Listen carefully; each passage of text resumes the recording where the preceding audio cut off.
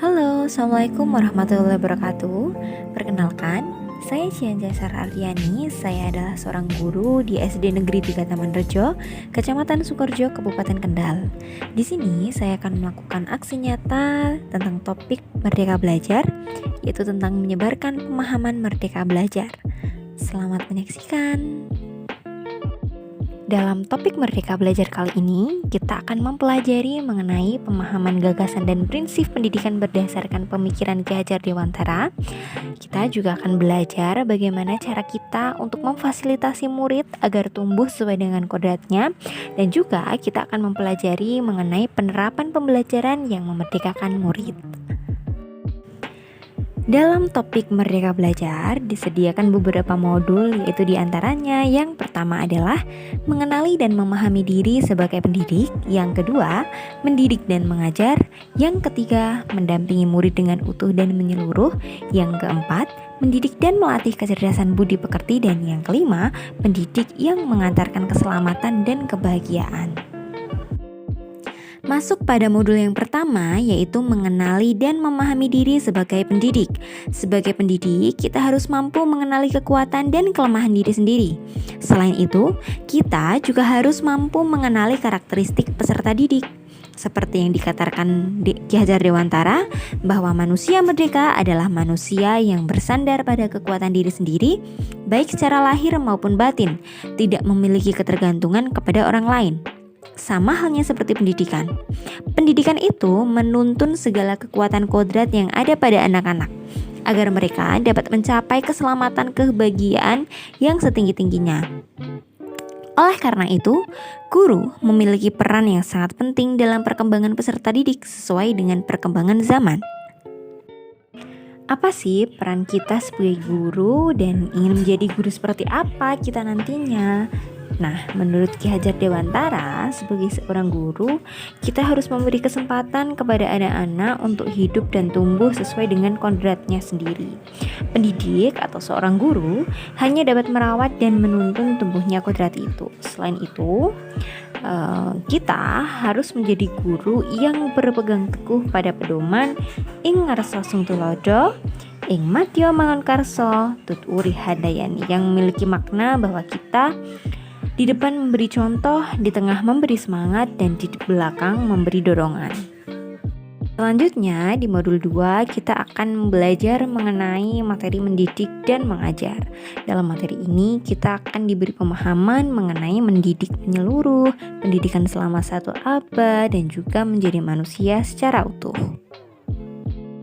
Berdasarkan beberapa poin yang sudah saya tampilkan seperti ada pada layar, dapat ditarik kesimpulan bahwa pengajaran merupakan salah satu bagian dari pendidikan dan mengajar merupakan salah satu bagian dari mendidik.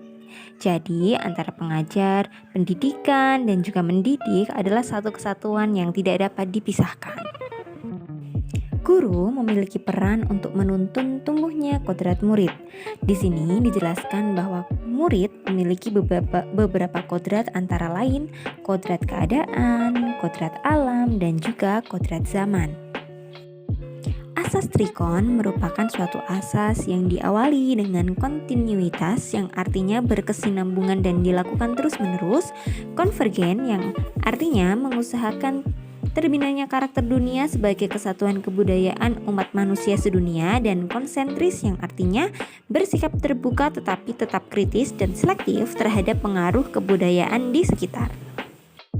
Selanjutnya di modul 4 ini, dengan bertemakan mendidik dan melatih kecerdasan budi pekerti, kita diberi pemahaman mengenai bagaimana cara menumbuhkan budi pekerti dengan mengkaitkan antara budi pekerti dan juga teori konvergensi dan pengaruh pendidikan. Menurut Ki Hajar Dewantara, budi pekerti terdiri dari 2 kata, yaitu budi yang memiliki makna ranah batin yang meliputi trisakti, yaitu cipta, rasa, dan karya, sedangkan pekerti yang memiliki arti atau memiliki makna, yaitu ranah lahir yang mewujudkan tenaga.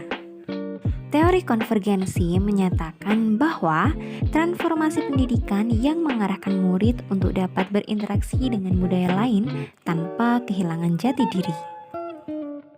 Nah, memasuki modul kelima yaitu mengenai pendidikan yang mengantarkan keselamatan dan kebahagiaan.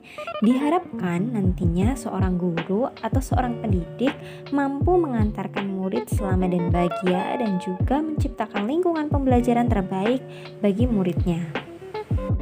Dikatakan sebagai pendidikan yang mengantarkan keselamatan dan kebahagiaan apabila seorang guru tidak hanya mengajar ilmu pengetahuan saja, tetapi guru harus mampu membimbing dan memantau murid untuk mencapai pemahaman yang bermakna. Dan juga perspektif seorang guru tidak selalu sama dengan perspektif murid, sehingga fungsi pendidikan adalah mengantarkan peserta didik agar siap hidup dan mampu mengisi zamannya.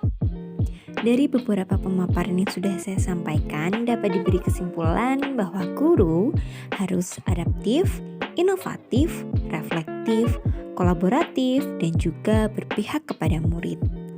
Sekian beberapa paparan yang sudah saya sampaikan, dan di sini saya mohon kesediaan Bapak Ibu hingga anak-anakku sekalian untuk mengisi link umpan balik yang ada pada layar dan juga akan saya cantumkan di description box. Umpan balik diisi dengan cara mengisi titik-titik yang tersedia pada butir pertanyaan. Terima kasih atas waktu yang diberikan.